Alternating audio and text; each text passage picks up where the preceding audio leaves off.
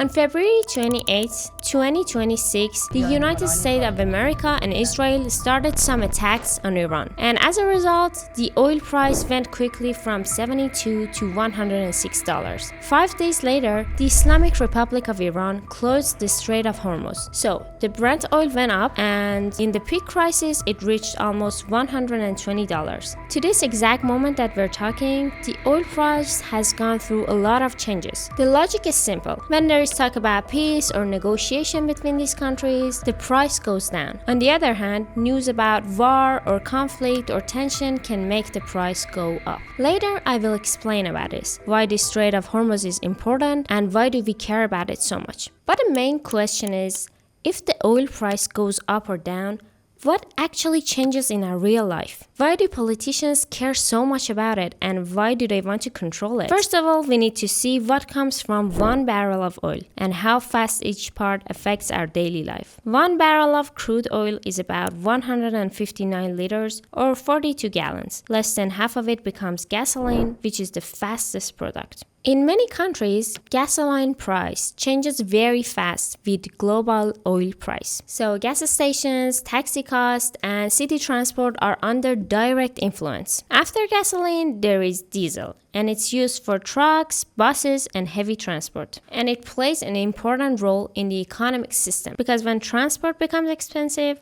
all other goods follow its lead and becomes more expensive too, like food, products, and daily items. Everything is connected. Diesel price goes up quite fast, but the effect on product prices can take about 2 or 3 weeks because transport companies usually have a contract and they don't change prices immediately. But on the other hand, jet fuel is different. It has smaller parts, but it can react much faster. While diesel price takes weeks to kick in, jet fuel only needs a few days. Airlines increases ticket prices, air shipping and global delivery prices also go higher. Then there is liquefied petroleum gas, also known as LPG. It depends on supply contract, so the results may come after a few weeks or maybe a month. So when the price goes up, people can feel it in energy bills, heating costs, and small businesses. And then we have petrochemicals. This is where plastics come from, including packaging, bottles, cleaning products,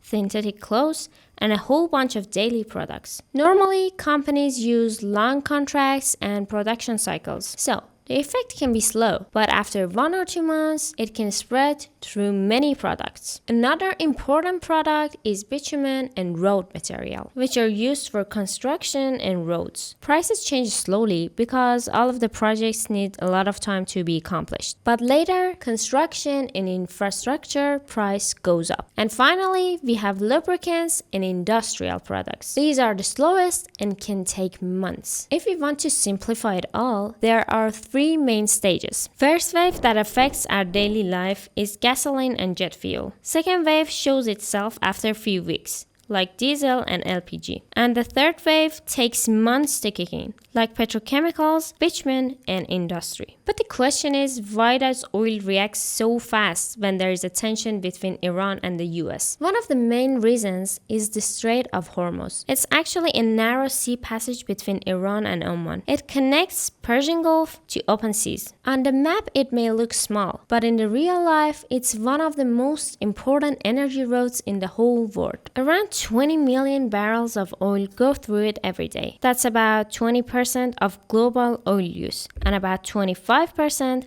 of global sea oil trade. Also, around 20% of global LNG gas goes through this route. Now, look at these countries. Saudi Arabia produces about 12% of global oil. Then we have Iraq, which is about 5%, and then United Arab Emirates and Iran about 4% each. Then Kuwait has about 3% and Qatar about 2%. So, a large part of global oil supply depends directly or indirectly on this route. And many of these countries don't have any strong alternative route. Countries like Iraq, Iran, Qatar, and Kuwait depend heavily on this route. Saudi Arabia and UAE can use some pipelines to avoid this strait, but only partly. All of the other alternative routes together can carry about 3.5 to 5.5 million barrels a day. But the Strait of Hormuz itself can carry about 20 million barrels per day. But during the conflict, all of the backup routes can become unsafe or targeted. So, the global energy supply can go under a lot of pressure. With everything said, we all know that the US has a much stronger military power than Iran. But why isn't it able to keep the strait open? Because you actually don't need the full control to stop the traffic of the strait. All you need is the risk. Even if a few tankers are attacked or there is fear of mines or strikes, that's enough. The insurance cost goes very high.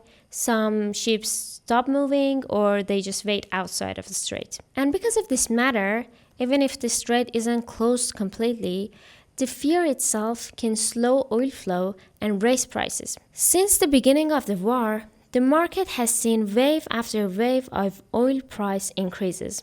Some effects are obvious at this very moment that we're speaking. Some may take weeks and some of them takes months to show themselves. Which leads us to another question. If the tensions cool down and the prices of oil comes back to normal, what happens next? Does all the prices go back to normal? Of course not. Because economy is not like a switch that you can turn it on or turn it off. Because companies have stocks, they have contracts, and they already paid in higher costs. So the price usually goes up fast, but it can come back to its normal a little bit slower. Even if oil backs in a few weeks, we still need time to see how far these changes spread and what part of our daily life it can finally touch. Every week, I'm going to talk about some matters that we see or we feel or touch on a daily basis, but we don't know the reason. And I think some of them can be fun to talk about. So if you have any kind of idea or anything that you want to talk about, just leave them in the comments.